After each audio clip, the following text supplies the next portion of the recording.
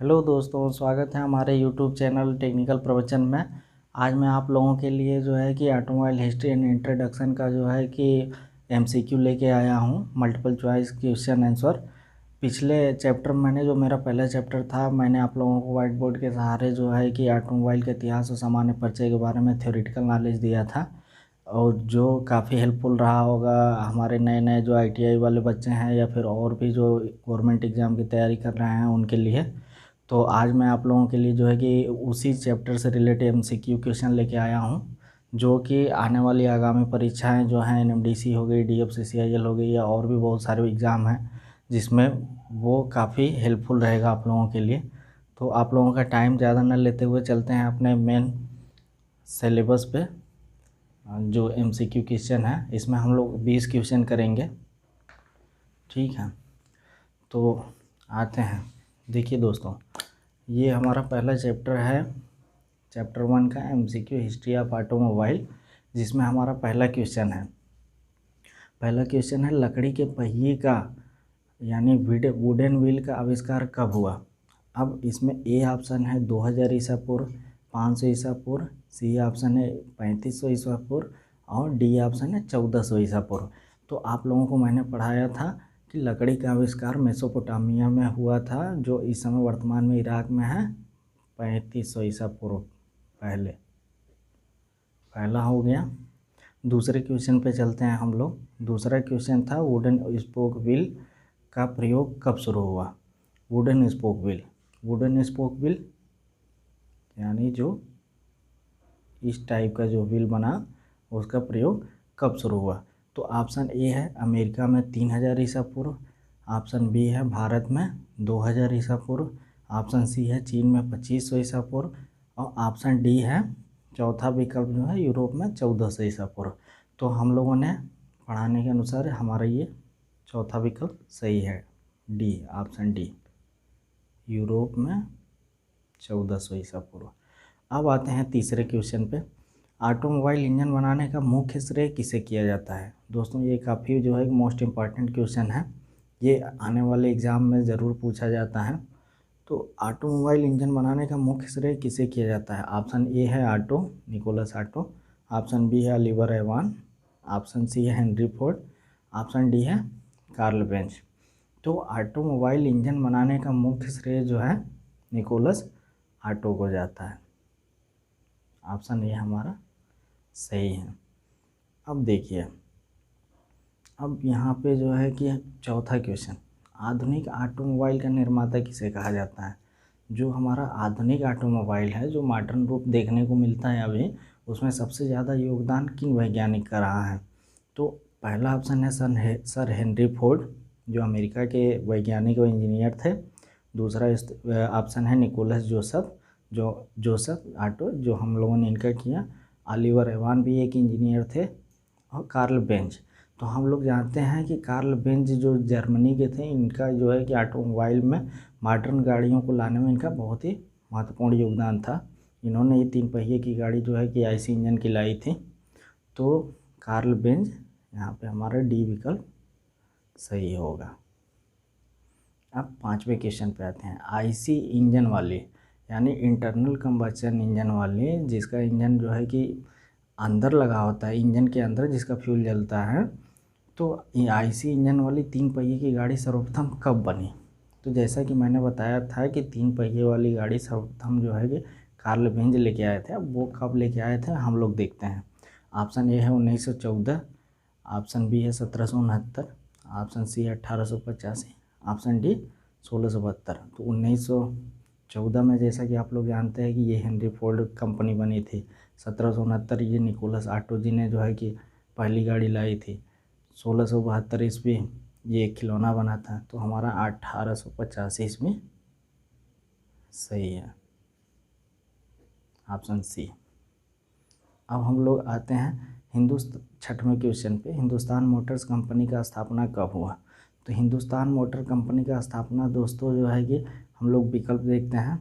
A option में है 1914 ईस्वी, ऑप्शन बी है 1943 ईस्वी, ऑप्शन सी है 1942 ईस्वी, ऑप्शन डी है 1944 ईस्वी। तो इन चारों में से दोस्तों ऑप्शन बी सही होगा, 1943 ईस्वी। इसमें दोस्तों थ्योरी वाले जो है, जब हमारा क्लास चल रहा था तो उसमें मैंने आप लोगों को गलती से 1942 बता दिया था। 1942 में पारित हुआ था, जबकि उसकी एक्चुअल में स्थापना जो है कि बन के तैयार हो गई 1943 ईस्वी में। तो इसीलिए हम लोग जब भी क्वेश्चन आता है ऐसा, तो हिंदुस्तान मोटर्स कंपनी 1943 ईस्वी में ही लगाएंगे ऑप्शन। 7वां क्वेश्चन है, प्रीमियर ऑटोमोबाइल कंपनी कब स्थापित हुई?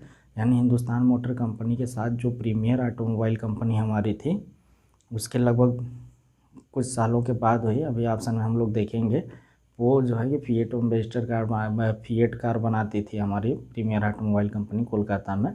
तो इसका हम लोग देखते हैं कि ये कब स्थापित स्टेबलाइज्ड हुई।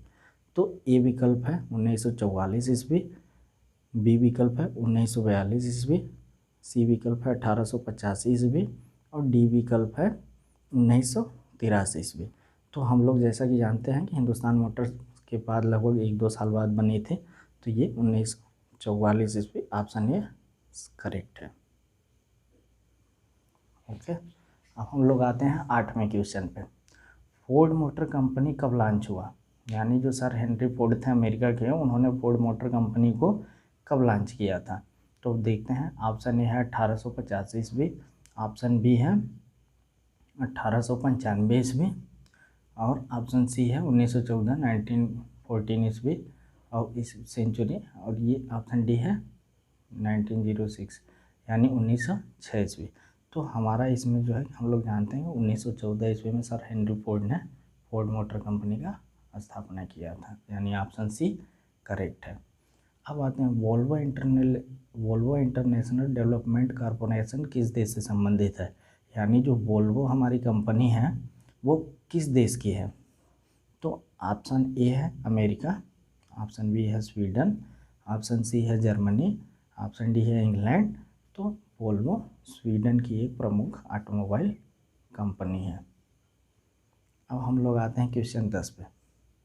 अल्फा रोमियो तथा फिएट मोटर्स कहाँ की कंपनी है? अल्फा रोमियो तथा फिएट मोटर्स कंपनी कहाँ की है या किस देश से संबंधित है, ऐसा भी बोल सकते हैं। तो ऑप्शन ए है जर्मनी, ऑप्शन बी है फ्रांस, ऑप्शन सी है जापान, ऑप्शन डी है इटली। तो हम लोग जानते हैं फिएट इटली की कंपनी है। इसी से जो है कि ये हमारी जो है प्रीमियर ऑटोमोबाइल कंपनी जो है, इसी से कोलैबोरेशन करके कोलकाता में जो है कि फिएट मोटर्स कार बनाती थी। अब आते हैं क्वेश्चन 11 पे। लेलैंड मोटर्स किस देश से संबंधित है? जैसा कि हम लोग जानते हैं कि अशोका लेलैंड इंडिया में इस नाम से ट्रक चलते हैं, ये उस देश से, इसके निर्माता देश से कोलैबोरेशन करके जो है कि अपने देश में बनाया जाता है। तो ऑप्शन ए है ऑस्ट्रेलिया, ऑप्शन बी है स्वीडन, ऑप्शन सी है भारत, ऑप्शन डी है अमेरिका। तो हम लोग जानते हैं ये ऑस्ट्रेलिया की कंपनी है लेलैंड मोटर्स। अब आते हैं 12वें ऑप्शन में। मोटर गाड़ी का आधार भाग यानी base part, main base part कौन सा होता है या कौन सा है? तो इसमें ऑप्शन ए है चेसिस, बी है इंजन, सी है एक्सल, डी है व्हील। तो हम लोगों को पता है कि जो चेसिस होती है उसी पे ये सारे पार्ट जो एग्रीगेट हैं बैठाए जाते हैं। तो ये ऑप्शन ए चेसिस मेन इसका आधार भाग है। हम लोग आते हैं क्वेश्चन 13 पे। लूना को कौन सी कंपनी बनाती है या लूना किस कंपनी की बनाई हुई छोटी वाली टू व्हीलर है? तो हम लोग देखते हैं, ए है option A scooters India limited, option B Enfield India limited Chennai और option C Escorts limited Faridabad, option D Kinetic India limited Poona. हम लोगों को इस विकल्प में एक चीज़ और सीखने को मिल रही है कि कौन सी कंपनी कहाँ पे स्टेब्लिश्ड है। हम लोगों को विकल्प में ये भी देखने को मिल जा रहा है, जो काफ़ी यूजफुल है। हो सकता है इससे हमको 2-3 क्वेश्चन बन जाए। तो लूना जो है काइनेटिक इंडिया लिमिटेड पूना जो है बनाती है, ऑप्शन डी सही है। अब हम लोग लगाते हैं अगले क्वेश्चन पे, क्वेश्चन 14। अम्बेसडर कार का निर्माण कब बंद कर दिया गया? यानी कि इसका क्रेज़ धीरे धीरे कम होता गया। बहुत सारी जो है कि देश की आज़ादी के बाद गाड़ियाँ जो है कि प्रोड्यूस होने लगी। टाटा महिंद्रा, बहुत सारी कंपनियों और भी विदेशों की कोलैबोरेशन किया हो गई और भी बहुत सारे MG हेक्टर बहुत सारी गाड़ियाँ आई, तो फिर एम्बेसडर कार को धीरे धीरे इसका प्रोडक्शन बंद करना पड़ा। तो वो कब करना पड़ा देखते हैं। Option A 1943, option B 1974, option C 2006, option D 2014। तो हम लोग जानते हैं कि 2014 में एम्बेसडर कार का प्रोडक्शन बंद कर दिया गया, रोक दिया गया, यानी ऑप्शन डी सही है। अब आते हैं हम लोग 15वें क्वेश्चन में। इनमें से कौन सी गाड़ी मध्यम भार की गाड़ी नहीं है? क्योंकि आप लोग जानते हैं कि गाड़ी जो है कि वेट के आधार पर 2-3 टाइप की होती हैं, हल्की वाहन की, मध्यम भार की, भारी गाड़ियाँ। तो हम लोग ये देखेंगे कि मध्यम भार की गाड़ी कौन सी इसमें से नहीं है। Tata Sumo option A, B Indica, C Swaraj Mazda, D Toyota. तो हम लोग जानते हैं कि टोयोटा, स्वराज माजदा और टाटा सुमो ये जो है कि मध्यम भार की गाड़ियां हैं। इंडिका लाइट व्हीकल है, हल्की भार की गाड़ी है। तो ये ऑप्शन बी करेक्ट होगा। अब हम लोग आते हैं 16वें क्वेश्चन में। इनमें से मोटर गाड़ी की बॉडी का आकार कौन सुनिश्चित करते हैं? जो हम लोग मोटर गाड़ी देखते हैं उसकी बॉडी का आकार, क्योंकि कस्टमर को अलग अलग शेप की, अलग अलग बॉडी की गाड़ियाँ पसंद आती हैं। तो ये कौन इसका मतलब शेप सुनिश्चित करता है, डिसाइड करता है कि ऐसा होना चाहिए?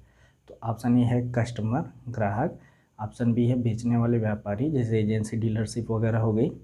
ऑप्शन सी हो गया विकल्प ए तथा बी, यानी ग्राहक और ये एजेंसी, डीलरशिप दोनों तय करते हैं। ऑप्शन डी हो गया निर्माता कंपनी, यानी व्हीकल निर्माता कंपनी जो वाहन को बनाती है। तो हम लोग जानते हैं कि मोटर गाड़ी की बॉडी जो है निर्माता कंपनी ही सुनिश्चित करती है, यानी विकल्प डी सही है।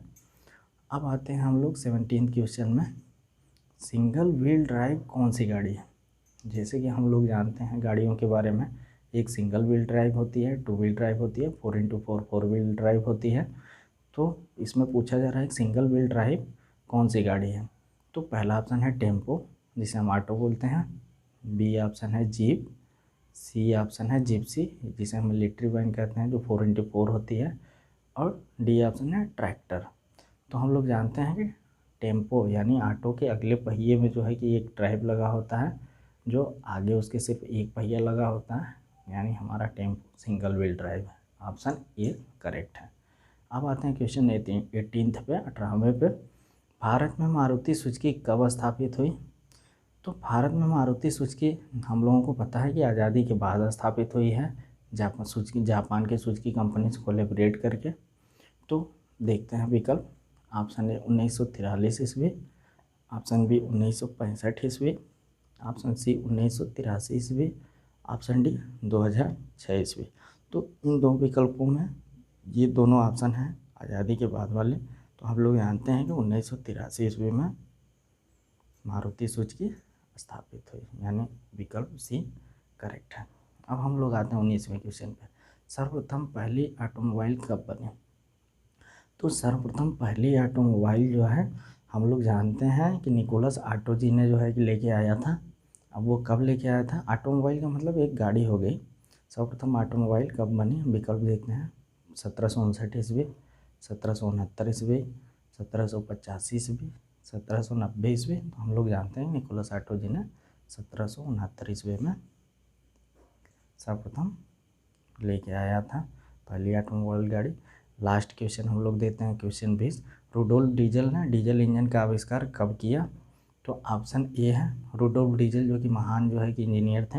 इन्होंने डीजल इंजन को बनाया था।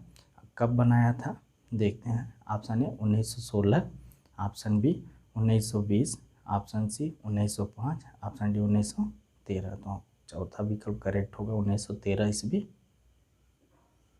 तो ये रहा दोस्तों हम लोगों के जो है कि ऑटोमोबाइल की हिस्ट्री और इंट्रोडक्शन से रिलेटेड 20 क्वेश्चन, जो कि इसमें से मैक्सिमम क्वेश्चन जो है कि एग्ज़ाम में पूछे जाते हैं। हम अगले चैप्टर में आप लोगों को जो है कि सेफ्टी के बारे में लेके आएंगे। सेफ्टी जैसे फिजिकल सेफ्टी हो गया, और भी बहुत सारी की सेफ्टी होती हैं। तो सेफ्टी से रिलेटेड पहले थ्योरी क्लास देंगे, उसके बाद जो है कि इसी तरह से ऑप्शनल क्वेश्चन देंगे। सेफ्टी के बहुत सारे क्वेश्चन जो है कंपटीशनों में मैक्सिमम बार पूछे जाते हैं। क्योंकि सेफ्टी एक बहुत ही महत्वपूर्ण टॉपिक है, कोई भी एग्ज़ाम से रिलेटेड, टेक्निकल एग्ज़ाम से रिलेटेड। और दोस्तों इसके साथ ही बता दूं मैं आप लोगों को कि DFCCIL NMDC और भी सारे चीज़ों के एग्ज़ाम होने वाले हैं।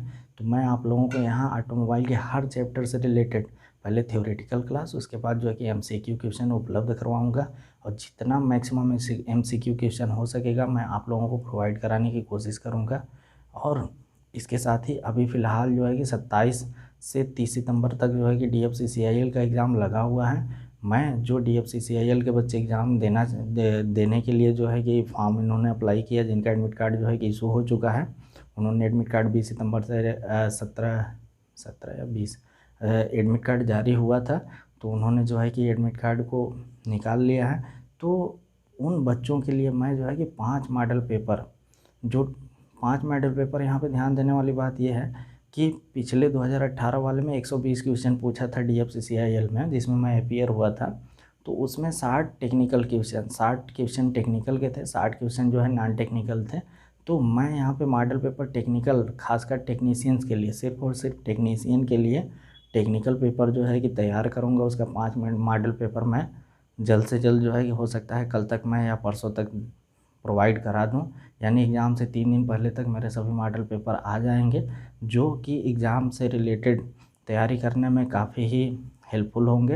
हो सकता है कि संयोगवश जो है कि बहुत सारे क्वेश्चन उसमें से मिल जाएं, जिससे कि आप लोगों के करियर में एक बहुत ही महत्वपूर्ण योगदान साबित हो।